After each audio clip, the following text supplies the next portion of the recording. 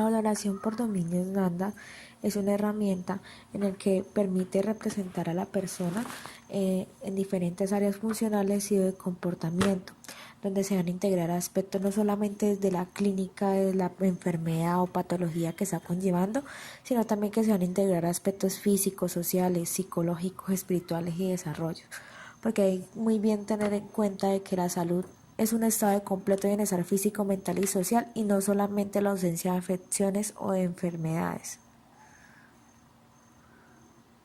La meningitis se define como la presencia de inflamación meningea originada por la reacción inmunológica del huésped ante la presencia de un germen patógeno en el espacio subaracnoideo. La meningitis es el síndrome infeccioso más importante del sistema nervioso central. El compromiso parenquimatoso adyacente a las meningitis definirá por la presencia de meningoencefalitis a nivel de encéfalo, meningoencefalomielitis, encéfalo y médula, y meningomieloradiculitis, encéfalo, médula y raíces nerviosas. En cuanto a los síntomas, puede presentarse fiebre elevada que no se ve con tan antitérmicos, cefalea intensa, vómitos, convulsiones, rigidez de nuca y signos de irritación meningea que son los de Kernin y Brudzinski. Para su diagnóstico pues se requiere analítica, hemocultivos y también punción lumbar. En la analítica habitualmente hay leucocitos con neutrofilia. Un recuento leucocitario normal o disminuido suele constituir un signo de mal pronóstico. También viene aumento de las reactantes de fase aguda como la procalcitonina, la PCR y la BCG. Es conveniente solicitar un ionograma para detectar lo antes posible la presencia de síndrome de secreción inadecuada de ADH. Hay que realizar estudios de coagulación completa si existe púrpura u otros signos de coagulación intravascular diseminada. En cuanto al hemocultivo, para detectar la bacteremia, en un 50-60% de los casos no tratados previamente a su extracción, es positivo con más frecuencia en los casos de meningitis neumocócidas que en las meningocócicas. Respecto a la punción lumbar, considera realizar previamente TAC o resonancia magnética urgente si existen signos de focalidad neurológica, como lo son las paresias, parestesias, plegias, hipertensión intracraneal o el paciente está inmunodeprimido. Entonces se puede observar una presión de salida del líquido cefalorraquídeo elevada y un líquido turbio claramente purulento. Hay que realizar un estudio de líquido cefalorraquídeo tanto citoquímico como microbiológico, que es de gran utilidad para el diagnóstico diferencial entre otros posibles agentes etiológicos. El análisis citoquímico, pues el recuento de leucocitos suele ser mayor de 1000 unidades, con claro predominio de polimorfonucleares. Puede haber recuentos celulares bajos en las fases iniciales meníngica, meningocócica y en la meningitis neumocócida establecida, pues siendo este un caso de mal pronóstico. Además, un 10% de las meningitis de tipo bacterianas presentan predominio de linfocitos, sobre todo en la época neonatal y en la meningitis polisteria monocitogenes. Suele haber hipoglucorraquia, menor de 40 miligramos sobre decilitro, como resultado de la hipoxia cerebral secundaria a inflamación. Se considera una cifra anormal por debajo de 2/3 de la glucosa basal obtenida simultáneamente en sangre. La meningitis bacteriana también hay hiperproteinorraquidia, generalmente por encima de 100 miligramos sobre decilitro. En el análisis microbiológico del líquido cefalorraquídeo se busca el diagnóstico etiológico mediante adición de GRAN, de cocos gram positivos, cocos gram negativos o bacillus gram negativos. Es positivo en el 75 al 90% de los casos sin antibioterapia previa. El cultivo de líquido cefalorraquídeo nos va a dar el diagnóstico definitivo del 70 al 85% de los casos sin antibioterapia previa. Al igual que el hemocultivo es positivo con más frecuencia en los casos de meningitis neumocócicas que en las meningocócicas. La detección rápida de antígenos bacterianos capsulares de meningococo, neumococo, E. coli es muy útil cuando la atención de GRAN, el cultivo de líquido cefalorraquídeo, los hemocultivos son negativos.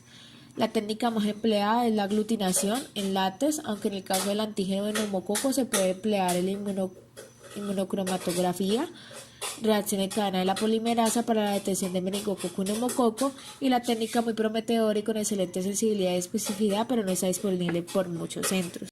En cuanto a su tratamiento en pacientes de 2 a 50 años, pues la sospecha principal es en meningitis o es en neumonía.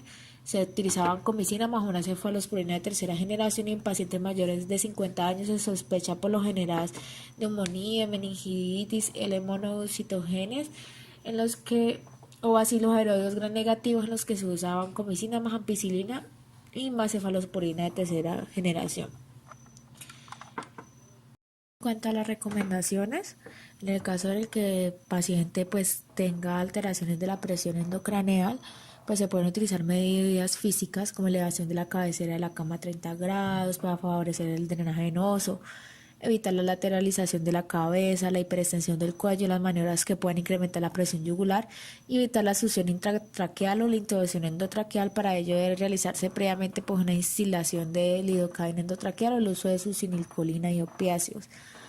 A mantener una hiperventilación de PCO de 27 a 32 milímetros de mercurio, pues que nos va a generar una vasoconstricción cerebral y pues reducción de volúmenes sanguíneos a nivel cerebral. Los agentes hiperosmolares como el mannitol, el glicerol y soluciones salinas hipertónicas pues van a conllevar a que el espacio intravascular sea hiperosmolar para que el cerebro permita la salida de agua desde el tejido cerebral al compartimento intravascular.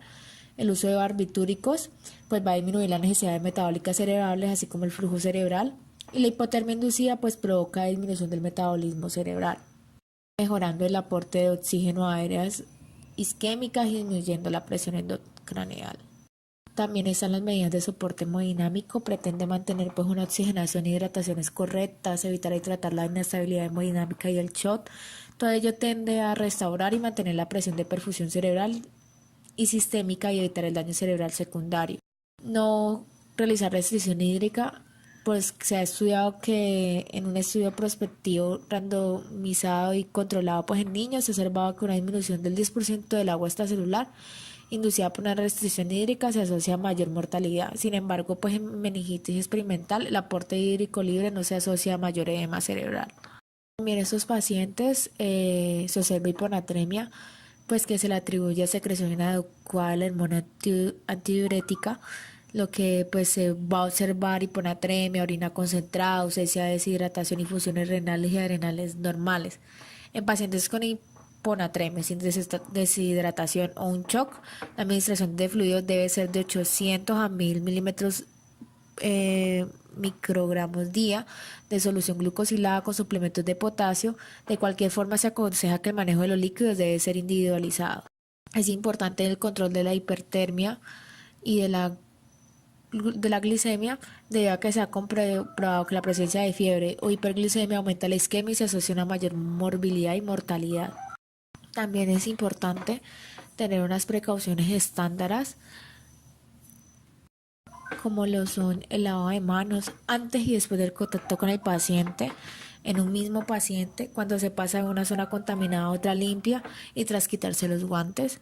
El uso de guantes cuando haya contacto con piel no íntegra, fluidos corporales, cambio de guantes entre paciente y paciente y en un mismo paciente. Si se contacta con material que pueda contener alta concentración de microorganismos, la utilización de guantes no exime el lavado de manos.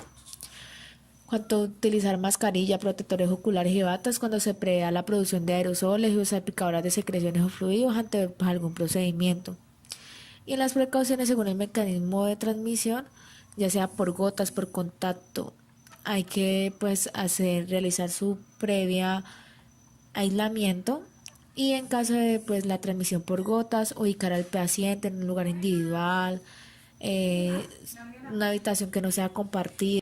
En el caso en el que no se pueda, pues que el paciente necesita una habitación compartida, que no haya pues forma de aislarlo solo, que tenga una distancia prudente entre paciente y paciente, inferior a 1 metro, y también utilizar mascarilla cuando se esté trabajando a menos de 1 metro del paciente. Puede ser más práctico el uso de mascarilla al entrar a la habitación. El desplazamiento del paciente, limitarlo, y pues que en el caso que sea necesario que él salga, pues debe llevar una mascarilla quirúrgica.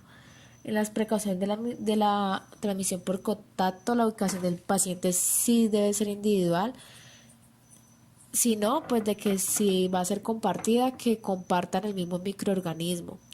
En los guantes y lavado de manos, además en las situaciones recomendadas de las precauciones estándar, debe usarse guantes al entrar en la habitación, retirarlos antes de abandonar la misma y lavar las manos con jabón antiséptico. una bata. Además, en las situaciones recomendadas, las precauciones estándar, entrar en la habitación con una bata limpia si se prevé contacto con el paciente, fluidos o secreciones del mismo, o superficies ambientales, retirándolas antes de salir en la habitación. El desplazamiento del paciente, limitar la salida fuera de la habitación, si es necesario que salga de la misma, asegurar que se apliquen medidas de contacto y el equipo de cuidado del paciente, limpiarlo y desinfectarlo antes de usarlo en otro paciente. En cuanto al motivo de consulta de este paciente, es un paciente que empieza con un dolor de muela y prolongándose el tiempo, pues va a empezar a tener alteraciones como lo son migraña, cervicalia, mareo, náuseas, vómito, fiebre y fotofobia. Cuanto a la presentación del paciente, tenemos un paciente de 32 años con un diagnóstico de una sospecha de meningitis, consciente, orientado en tiempo, lugar y persona, un gasglo de 15-15, se encuentra en posición de cúbito supino, sin soporte de oxígeno, tolera la vía oral, antecedentes personales de haber fumado hace 3 años y miopía y astigmatismo. Se registran signos vitales, una presión arterial de 110/74, frecuencia respiratoria de 15, frecuencia cardíaca de 78, una saturación del 100%. En el examen físico se encuentra fotofobia, leve cefalea, disminución de la agudeza visual y manifiesta tener un taponamiento auditivo en el oído izquierdo. Se encuentra con un goteo de Hartmann a 80 cc hora, una venopunción en dorso de miembro superior derecho y ahí tiene pendiente una nueva punción lumbar, nuevo cultivo y una disminución de la presión de apertura. Este paciente cuenta con monitoreo de tipo no invasivo, monitoreo de frecuencia cardíaca, presión arterial, saturación de oxígeno. Cuenta con un goteo de lactato de Ringer pasando 80 cc hora por bomba de infusión. Entre los procedimientos hay una muestra de líquido cefalorraquídeo, pues sabemos que la muestra de líquido cefalorraquídeo pues nos va a determinar en las muestras de tipo citoquímicas, mirar cultivos y demás. En cuanto a las sumas de muestra, para determinar pues a través de hemograma qué alteraciones pues se pueden estar manifestando, y los cultivos pues para mirar si pues se pudo tener una bacteremia de la infección que se está provocando y pues para determinar qué tipo de bacteria o qué tipo de patógeno es el que está produciendo la alteración. En cuanto a la medicación de ese paciente, tenemos metoclopramida por 10 miligramos endovenosos, una ampolla cada 8 horas. Pues sabemos que la metoclopramida es un antiemético y agente procinético y pues se utiliza para tratar las náuseas y el vómito, que es lo que el paciente manifiesta y refiere. La dipirona, 1 gramo endovenoso, 2 ampollas cada 6 horas. En este caso actúa como el analgésico y también antipirético, porque pues el paciente presenta picos febriles y pues es de mayor riesgo. El cefepime, 1 gramo endovenoso, 2 frascos cada 8 horas. Como vimos anteriormente, pues en los pacientes que se sospecha meningitis, en la antibioterapia de tipo empírica se utiliza una cefalosporina más vancomicina. Entonces, en este caso, cefepime es la cefalosporina que después va a permitir bloquear la síntesis y reparación de la pared bacteriana. La vancomicina en 500 miligramos endovenosos, 2 frascos cada 12 horas. Este pues es un glucopéptido que se va a unir a los peptidoglicanos de la bacteria, pues impidiendo la transpeditación y la transglicosilación, pues interrumpiendo la formación de la pared bacteriana. El tramador en 50 miligramos subcutáneos, una ampolla cada 6 horas. Pues que sabemos en ese paciente es un analgésico, sirve de analgesia, actúa sobre receptores MIO y pues es importante debido a la disminución también de cefalea. El acetaminofén en 500 miligramos, vía oral, 2 tabletas cada 6 horas, pues va a funcionar como analgesia para la migraña o cefalea y pues también para la parte del dolor de la cervicalia. Y la dexametasona de 4 miligramos endovenosos, una ampolla cada 8 horas, pues este corticosteroide lo que va a producir es que va a disminuir los procesos inflamatorios que se están presentando a nivel de meninges, y pues también se utiliza más este corticosteroides porque es más fácil que atraviese la barrera hematoencefálica y produzca ese efecto satisfactoriamente, específicamente a nivel nervioso, para disminuir también otros factores que pues van a producir la inflamación, como es el aumento de la presión intracraneana, que puede ser producto de la cefalea. Producto de la cefalea y también pues producto del vómito y náuseas que presenta el paciente. En cuanto a los paraclínicos, en los paraclínicos encontramos alterados en la hemoglobina, que a medida pues, de que se iba tomando diariamente el hemograma iba disminuyendo, el hematocrito de igual manera iba aumentando, los leucocitos iban ascendiendo y los neutrófilos también de igual manera. En los tiempos el PT también estaban aumentados. Esa puede ser una de las, sobre todo en analítica sanguínea, de que pues aquí se está presentando una leucocitosis, una neutrofilia, que es pues es un diagnóstico, es como una medida diagnóstica para la meningitis. En cuanto a los hemocultivos, en el primer hemocultivo que no se encontró nada, era un hemocultivo negativo. Respecto a la punción lumbar, en el análisis citoquímico del líquido cefalorraquídeo, en aquí se puede encontrar un aumento de los neutrófilos en un 37%, el aumento de leucos y pues también se ve un aumento de proteínas a este nivel. Además de esto, pues hay un aumento de la presión de apertura, lo que nos podría estar indicando pues un aumento de la presión del líquido cefalorraquídeo y pues obviamente aumento de la presión intracraneal.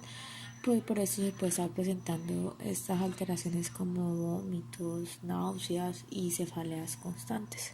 Entonces, como primera, en la valoración del dominio, como el dominio 1 tenemos promoción de la salud, que es la conciencia de bienestar o normalidad en la función y en las estrategias usadas para mantener el control, así como la mejora del bienestar, la normalidad de la función.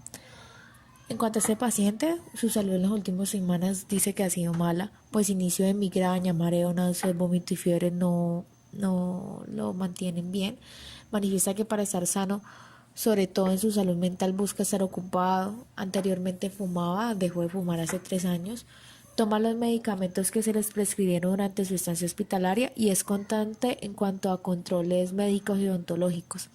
Durante su vida sufrió un accidente en el cual no tuvo repercusiones clínicas, tuvo alguna vez una operación de una rinoplastia.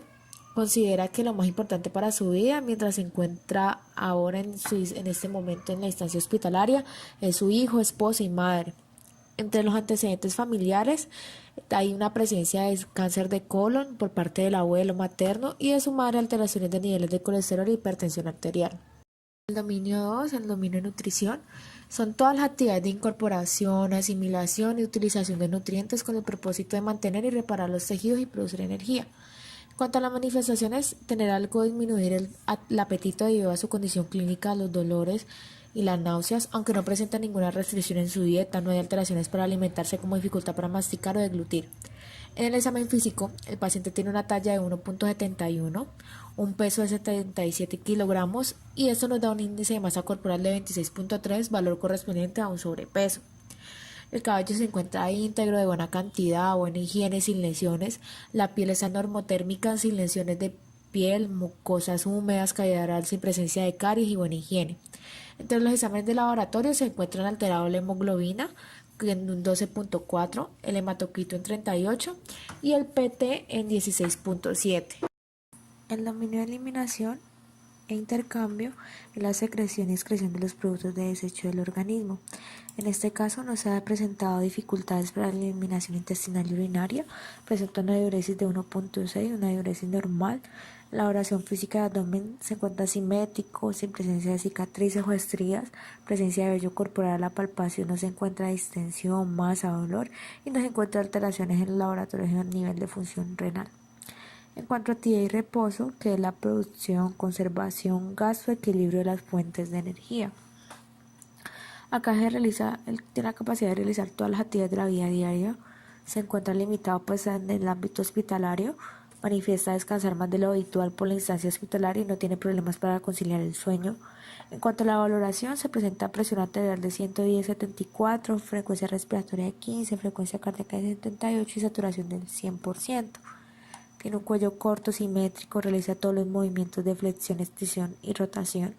La tráquea se encuentra centrada inmóvil, glándula tiroides no palpables, cadenas ganglionares no palpables, hay una leve rigidez a nivel nucal, el tórax se encuentra asimétrico, sin alteraciones de la piel, respiración superficial de predominio torácico, A la palpación no se encuentra ninguna alteración, buena expansión torácica, presencia de frenito vocal. A la percusión se encuentra timpanismo, auscultación, se encuentra murmullo vesicular y se presencia de sonidos sobreagregados. En cuanto a los ruidos cardíacos, son rítmicos, una intensidad normal, sin presencia de ruidos sobreagregados en los focos, un llenado capilar menor de 3 segundos, o sea, normal, sin presencia de cianosis, una saturación al 100%, un EKG normal y un TAC pendiente pues en cuanto al resultado. A nivel musculoesquelético, pues se encuentra en reposo, sin alteración del tono muscular, extremidades sin presencia de edema o insuficiencia venosa, movimientos articulares normales, alteración de la marcha y reflejos presentes. La percepción cognición, que es el sistema de procesamiento de la información humana que incluye la atención, orientación, sensación, percepción, cognición y comunicación. En este caso de su esfera mental, colabora con la entrevista e intervenciones que se le realizan, tiene una conducta psicomotora normal, el estado de ánimos apropiado, el lenguaje es normal y tiene una memoria conservada. Su nivel de conciencia se encuentra consciente, los panes craneanos, el olfato no se encuentra alterado, la visión, los movimientos oculares se encuentran normales, disminución de la agudeza visual pues por el uso de lentes y pues presentar alteraciones de miopatía y astigmatismo. El reflejo corneano está presente, la comisura labial es simétrica y la mímica facial es normal. El sentido de la audición es normal, pero que manifiesta que en algún momento del día haber presentado algún tipo de taponamiento en el oído izquierdo, y el sentido del gusto es normal sin alteración de la deglución, fuerza y tono muscular normal y sin historia de convulsiones. En cuanto a la autopercepción, es la conciencia que se tiene de sí mismo. Entonces se describe a sí mismo como perfeccionista, controlador, se siente a gusto consigo mismo, manifiesta enfadarse por razones como incumplimiento, el irrespeto y la irresponsabilidad, lo aburre al encontrarse solo y pues acepta la ayuda de familiares y amigos. En cuanto al error en relaciones, que es las conexiones o asociaciones positivas y negativas entre las personas o grupos de personas y la manera en que estas conexiones se demuestran. Conviene una familia nuclear compuesta por su hija, esposa, el cual mantiene una buena relación, y a nivel de larga familiar mayor de 20, el cual es un ARCAR de tipo funcional. En cuanto al dominio de la sexualidad, que es la identidad sexual, función sexual y reproducción, no se valoró. El dominio 9 es el afrontamiento y tolerancia al estrés, que es convivir con los eventos y procesos vitales, manifiesta no estar estresado. Su instancia hospitalaria la considera unas vacaciones. La mayor parte del tiempo pues se encuentra relajado y busca a nivel hospitalario estar ocupado a partir de juegos como sudoku, sopa de letras, entre otros. En cuanto a principios vitales, esto no se valoró, pero igual los principios vitales son los principios subyacentes en la conducta, pensamientos y comportamientos sobre los actos, costumbres o instituciones considerados como ciertos o dotados en un valor intrínseco. En cuanto al dominio 11, seguridad y protección, la ausencia de peligro, lesión física o alteración del sistema inmunitario, preservación de pérdidas y de la seguridad y la protección. En este caso, pues actualmente se siente seguro pues en el lugar donde reside, vecindario y trabajo. Durante la entrevista pues sabemos que por su estancia hospitalaria es porque está cursando por una infección encontrada en hematocrito con leucocitos en 18.000 y pues a nivel de líquido cefalorraquídeo en 350.000. En cuanto al dominio 12, confort, que es la sensación de bienestar o alivio mental, físico, social, pues se siente conforme en cuanto al ambiente físico y ambiental en el lugar donde se encuentra actualmente. Y en el dominio 13, crecimiento y desarrollo, pues no se realizó la respectiva valoración.